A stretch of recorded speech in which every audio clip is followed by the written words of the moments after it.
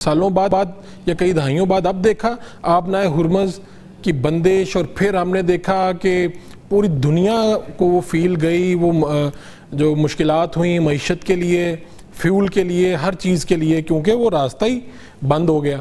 تو یہ اس کو کس طرح سے آپ دیکھتے ہیں کہ آئندہ اس طرح کی دوبارہ کبھی سچویشن نہ آئے؟ کیا دنیا اس پہ بیٹھے گی جب اتنی بڑی باتیں ہو رہی ہوں گی؟ تو کیا اس پہ بھی اتفاق ہوگا کہ یار آئندہ راستے، اس سے تو پھر تکلیف ہوگی پوری دنیا کو؟ تو کیا آپ دیکھتے ہیں کہ آپ نے ہرمز کے حوالے سے کچھ چیزیں طے ہوں گی؟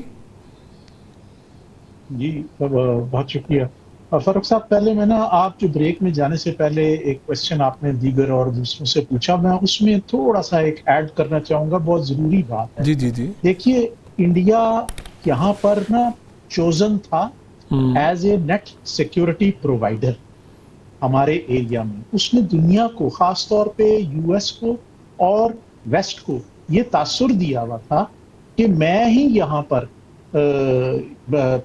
یہاں کا چودھری ہوں، اور میں یہاں پر آپ کو کاؤنٹر ویٹ بھی بن کے دکھاؤں گا اگینسٹ چائنا۔ اچھا، یہ وہ چیز تھی جو سیل کر رہی تھی۔ اب جو یہ سارے کا سارا سلسلہ ہوا مئی پچھلے سال، اور پھر اب یہ جو میں اس کو کہتا ہوں مارکا ہے 2.0، اللہ کی طرف سے ہمیں بہت بڑی، وہ ایک ملٹری کامیابی تھی اور یہ ایک سفارتی کامیابی ہے۔ بے شک۔ اور اس کے نتیجے میں انڈین بیانیہ وہ بحیرہ عرب کی گہرائیوں میں ڈبو دیا گیا۔ ایک تو یہ بات تھی۔ اب آپ کا میں جواب دیتا ہوں جو آپ کہہ رہے ہیں کہ دیکھیے یہ ایک انٹرنیشنل واٹر وے ہے آبنائے ہرمز۔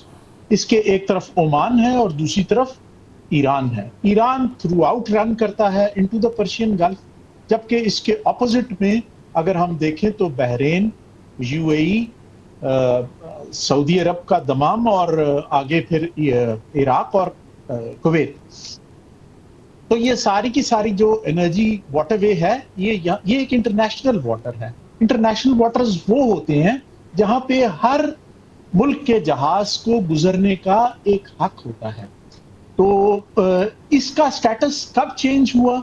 جب انہوں نے ایران کے اوپر اٹیک کیا۔